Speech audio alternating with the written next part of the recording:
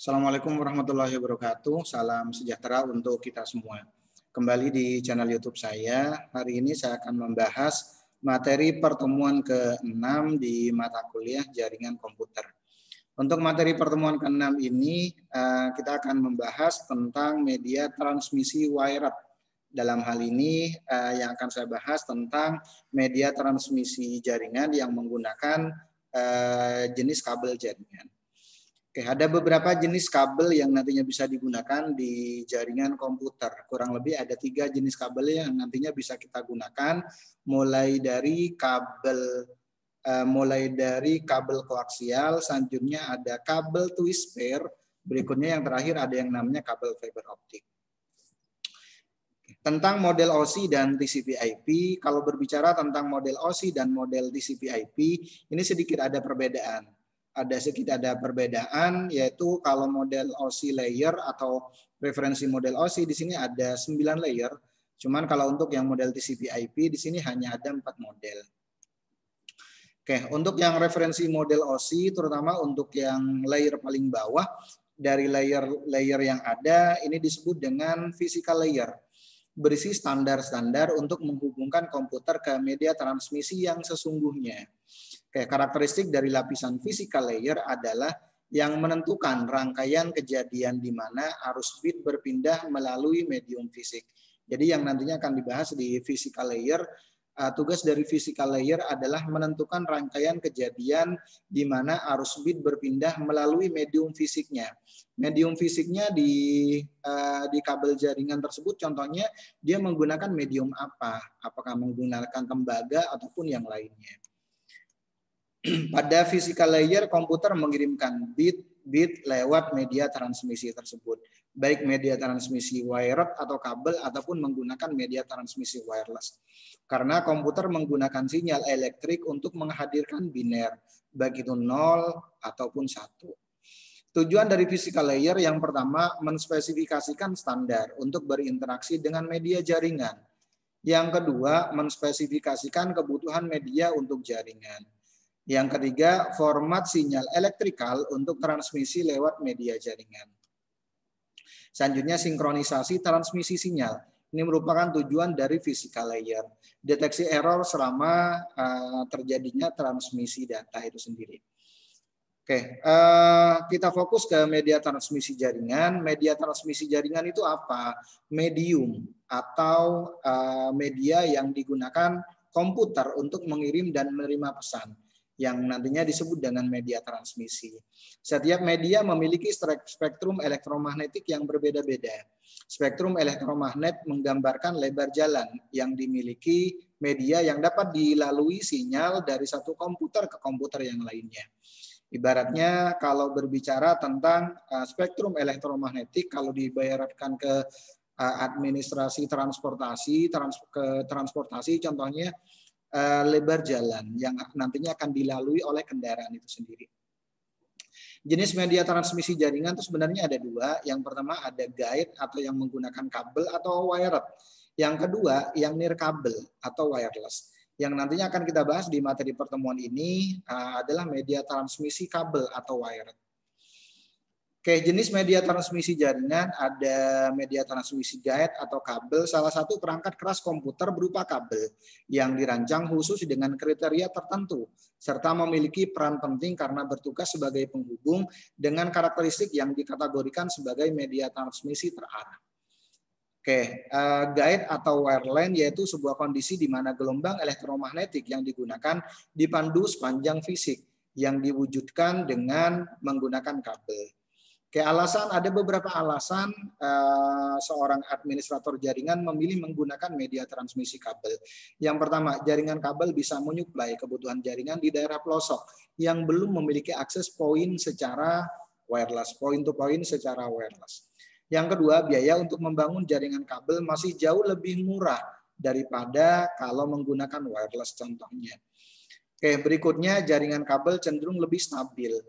Lebih stabil, kalau yang nomor 2 ini sebenarnya opsional. Yang ketiga, jaringan kabel cenderung lebih stabil dalam mentransmisikan data. Beda halnya dengan jaringan wireless yang nantinya akan ada banyak gangguan, salah satunya Salah satunya dari medium yang nantinya akan dilewati oleh jaringan tersebut.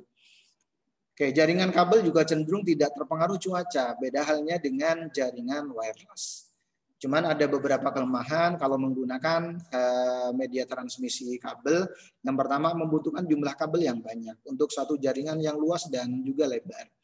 Penempatan kabel yang harus diperhatikan agar terhindar dari masalah-masalah jaringan kabel, contohnya digigit oleh hewan pengerat seperti tikus dan sejenisnya. Terkadang instalasi yang melibatkan banyak kabel sering terlihat tidak rapi dan berantakan oleh kabel itu sendiri. Makanya biasanya kadang-kadang diberikan pipa gitu, dikasih pipa supaya nanti tidak terlihat kabel-kabel tersebut. Kayak fungsi dari kabel jaringan, fungsi dari sebuah jaringan kabel itu sendiri adalah mentransmisikan data yang diperoleh dari server menuju komputer user atau klien dengan mengandalkan konektivitas dari sebuah kabel itu sendiri. Dengan adanya jaringan kabel, maka sebuah jaringan bisa dibangun hanya dengan cara mengkoneksikan kabel dengan server, klien, dan juga perangkat keras yang lainnya. Ada beberapa jenis kabel jaringan yang bisa kalian gunakan. Yang pertama ada kabel koaksial, kedua ada kabel twist pair, yang ketiga ada kabel fiber optik. Saya akan bahas terlebih dahulu tentang kabel koaksial. Apa itu kabel koaksial? Jenis kabel yang terdiri atas dua penghantar, di mana salah satu penghantarnya berada di tengah kabel dan dikelilingi oleh penghantar satu lagi dengan pola melingkar. Oke, prinsip kerja koaksial dengan cara menghantarkan arus atau sinyal listrik dari sumber ke tujuan. Oke, contoh kabel koaksial kurang lebih seperti ini. Dia menggunakan tembaga yang ada di tengah. Kalau dilihat dari bentuknya seperti kabel antena TV sih sebenarnya. Oke, saat ini kabel jenis koaksial sudah mulai ditinggalkan karena port untuk konektor BNC yang dipakai dipakai di end user dalam hal ini adalah komputer sudah jarang ditemukan pada perangkat komputer atau perangkat jaringan seperti switch ataupun router. Instalasi jaringan dengan kabel koaksial sulit dan butuh keahlian ekstra, terutama dalam membuat atau memasang konektornya. Oke, ini contohnya konektor yang nantinya biasanya ada di PC yang biasa disebut dengan konektor BNC. Selanjutnya ini konektor yang bisa digunakan untuk kabel koaksial itu sendiri. Bagian-bagian kabel koaksial ada yang namanya isolator luar atau yang biasa disebut dengan outer jacket, merupakan bagian kulit pembungkus terluar untuk melindungi seluruh bagian kabel. Ada pelindung atau disebut dengan grounding yang merupakan serabut kabel terpilin bersilang yang berfungsi mengantisipasi frekuensi listrik yang tidak diinginkan. Selanjutnya ada yang namanya isolator dalam yang merupakan kulit plastik kabel konduktor itu sendiri. Berikutnya yang paling dalam biasanya disebut dengan konduktor, inti kabel tunggal atau serabut yang berfungsi sebagai medium transmisi data. Oke, penggunaan kabel koaksial biasanya dalam penggunaannya di dalam jaringan komputer, kabel koaksial saat ini sudah tergantikan oleh fungsi kabel twist pair, baik kabel STP ataupun kabel UTP. Kabel koaksial biasanya digunakan pada jenis jaringan yang memiliki topologi bus dan juga memiliki topologi ring. Jadi kabel koaksial ini bisa digunakan untuk jenis topologi bus atau topologi ring. Penggunaan dari kabel koaksial yang sudah jarang digunakan ini tidak lain merupakan konsekuensi dari beberapa kelemahan yang dimiliki oleh kabel koaksial itu sendiri. Oke, cuman ada beberapa kelebihan dari kabel koaksial. Bila dibandingkan dengan penggunaan kabel fiber optik, kabel koaksial memiliki kisaran harga yang lebih murah kalau dibandingkan dengan kabel fiber optik. Yang berikutnya, jangkauan serta kecepatan transmisi yang dimiliki oleh kabel koaksial lebih tinggi kalau dibandingkan dengan kabel twist pair, meskipun masih memiliki beberapa batasan jangkauan tertentu. Proses pemasangannya cukup kompleks, ini kelebihannya. Teknologi yang dimiliki dan diterapkan pada jaringan kabel koaksial masih terbilang sangat umum dan mudah dipahami. Karena simpel sih sebenarnya pada prinsipnya, seperti yang ada di topologi bus yang sudah saya bahas di materi pertemuan ke-5. Cuman ada kelemahan di kabel koaksial. Yang pertama, proses instalasinya cukup kompleks dan rumit. Karena untuk pemasangannya tersebut diperlukan ketelitian untuk menyusun ukuran dari kabel tersebut. Kedua, lebih mahal dalam urusan biaya pemeliharaan dan perawatan. Ketiga, memiliki sifat yang rentan terhadap temperatur atau suhu di dalam kabel. Yang keempat, jangkauan sinyal yang terbatas dan memerlukan bantuan repeater untuk menambah sinyal jarak jauh. Oke, berikutnya untuk jenis-jenis kabel koaksial ada tin koaksial, ada thick koaksial. Kalau yang tin koaksial di sini biasa disebut dengan 10^2, kalau yang thick koaksial biasa disebut dengan 10^5. Bedanya kalau yang tin berarti lebih kecil. Kabelnya lebih kecil, biasanya ada angka 2-nya. Angka 2, contohnya seperti ini, mengacu pada panjang untuk segmen maksimal yang mampu diraih kabel koaksial jenis ini yaitu 200 meter. Lumayan sih sebenarnya.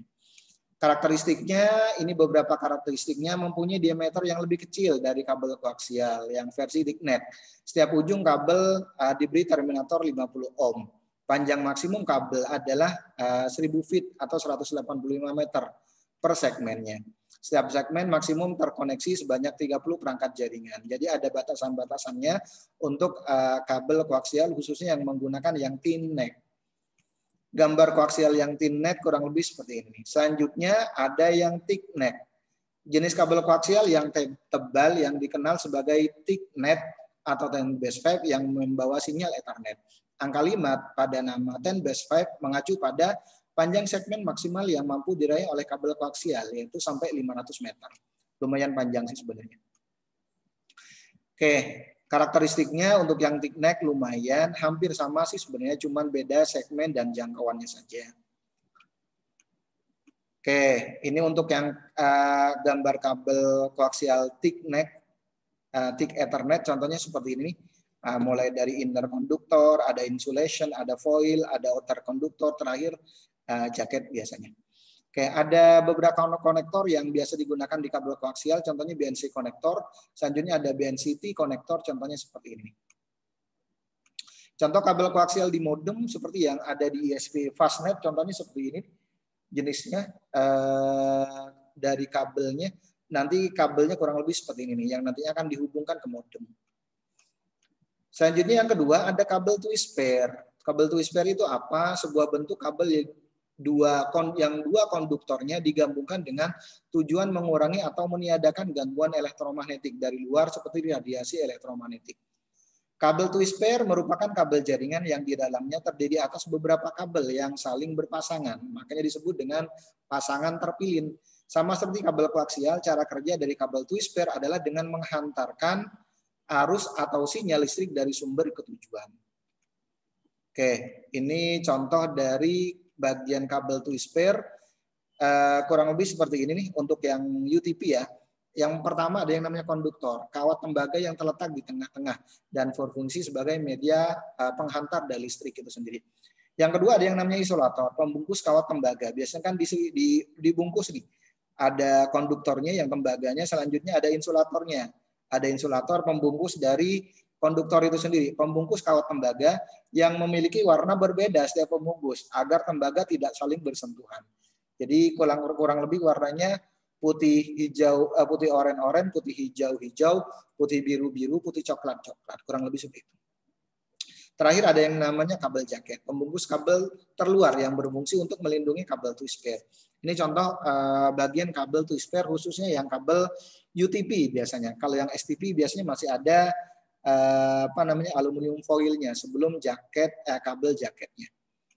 Kabel twist pair terdiri dari dua jenis, ada UTP dan STP.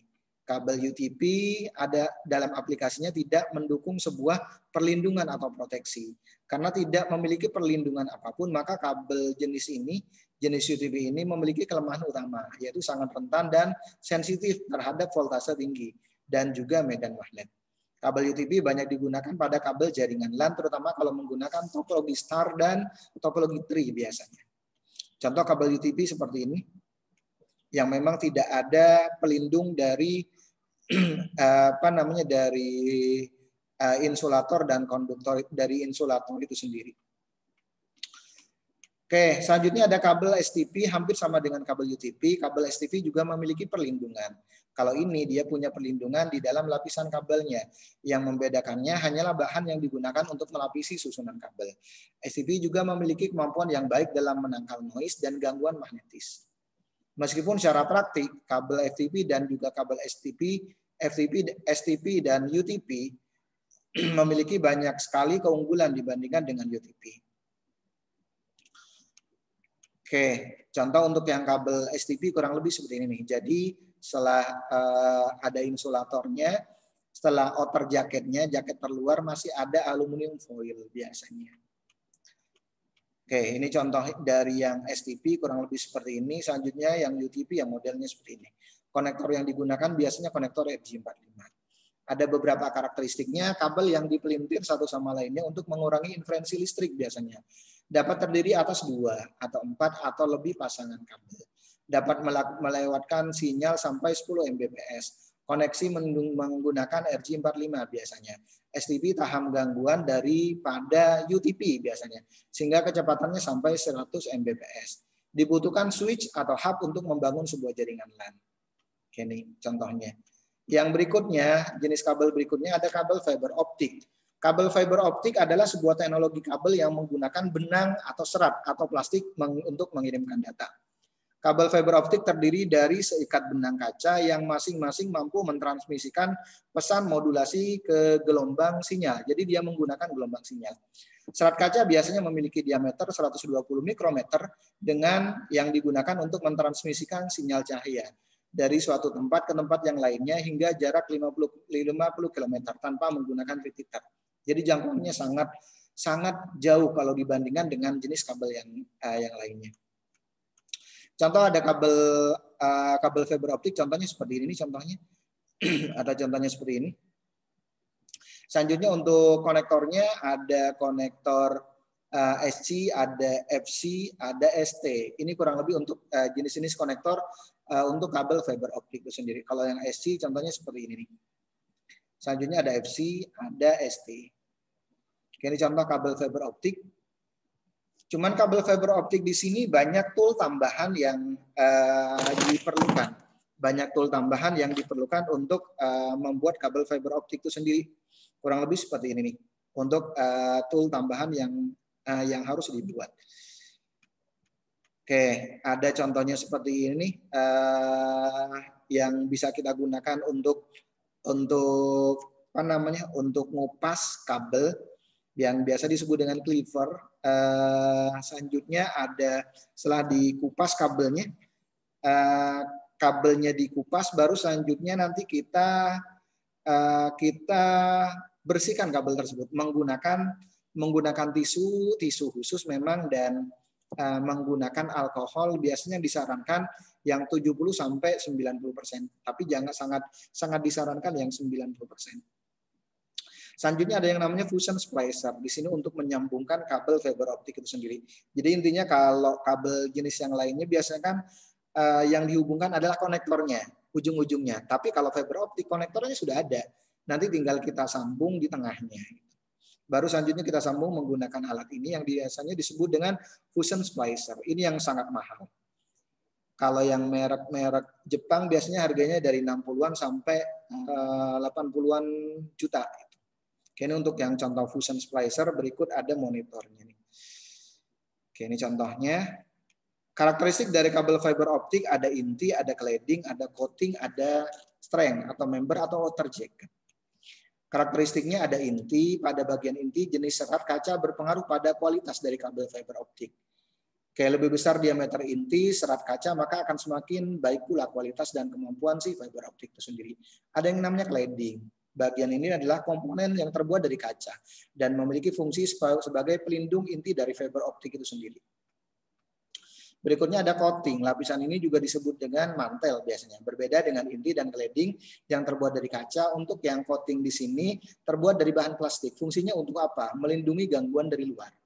Terakhir biasanya outer jacket atau yang biasa disebut dengan streng member. Perlindungan utama berawal dari lapisan ini. Lapisan streng member dan outer jacket merupakan lapisan terluar dari kabel fiber optik. Fungsinya jelas untuk melindungi inti kabel fiber optik dari gangguan secara langsung. Oke, ini kalau berbicara tentang bagian dari fiber optik. Selanjutnya ada karakteristik dari fiber optik. Bagian dalam kabel fiber optik terdiri dari inti yang terbuat dari serat kaca dan diselubungi oleh beberapa lapisan yang bersifat sebagai pelindung. Berikutnya konektor, ya biasa yang digunakan ada ST dan SC. Kecepatan transfer datanya sampai 100 Mbps biasanya. Biaya rata-rata per node-nya cukup mahal. Kenapa? Karena memang perangkatnya. Kalau kabelnya tidak terlalu mahal, cuman aksesorisnya yang lumayan sangat mahal. Kabel fiber optik ada yang digunakan untuk indoor dan outdoor. Oke, yang indoor kurang lebih seperti ini, yang outdoor kurang lebih seperti ini. Masih ada lapisan lagi. Penggunaan kabel fiber optik, pada awalnya kabel fiber optik biasa digunakan untuk keperluan khusus. Contoh penggunaan pada jaringan backbone, biasanya jalur-jalur utama yang ada di perusahaan-perusahaan besar, atau contohnya ISP awalnya sih. Namun lama-kelamaan fiber optik sudah mulai merambah ke rumah-rumah, biasanya semakin populer, sampai saat ini jaringan internet di rumah pun sudah banyak yang mendukung konektivitas yang menggunakan kabel fiber optik. Oke, contoh seperti yang dipelopori oleh ISP dari pemerintah yaitu IndiHome. Ada banyak keunggulan. Yang pertama, kabel jaringan fiber optik dapat beroperasi dengan kecepatan yang sangat tinggi, sampai gigabit per detik. Bandwidth kabel jaringan fiber optik tak perlu diragukan lagi karena mampu membawa paket dengan kapasitas besar. Oke, dapat mengirim sinyal lebih jauh yaitu 2-60 km. Oke, kemampuan kabel fiber optik yang tahan lama dan tidak gampang rusak. Kabel jaringan fiber optik juga kuat terhadap interferensi elektromagnetik yang berasal dari sekitar kabel. Kabel jaringan fiber optik dapat dengan mudah di-upgrade. Cuman ada kekurangan. Yang pertama, pasti mahal. Tidak semua provider mampu mendukung jaringan menggunakan fiber optik karena memang perangkatnya sangat mahal. Tidak akan berpengaruh banyak jika digunakan pada jaringan sederhana dan kecil. Kecepatan transmisi masih dibatasi oleh provider. Ini kurang lebih kalau berbicara tentang kabel fiber optik yang kalau dilihat dari sisi kelemahan. Oke, demikian penjelasan dari materi pertemuan ke-6 ini, di mana materi pertemuan ini sudah saya bahas tentang jenis-jenis media transmisi kabel yang bisa digunakan, mulai dari jenis kabel koaksial, jenis kabel twist pair, STP atau UTP, atau kabel fiber optik. Masing-masing kabel punya kelemahan dan kelebihan dan punya karakteristik masing-masing. Oke, demikian penjelasan dari materi pertemuan ini. Saya akhiri. Assalamualaikum warahmatullahi wabarakatuh dan salam sehat untuk kita semuanya.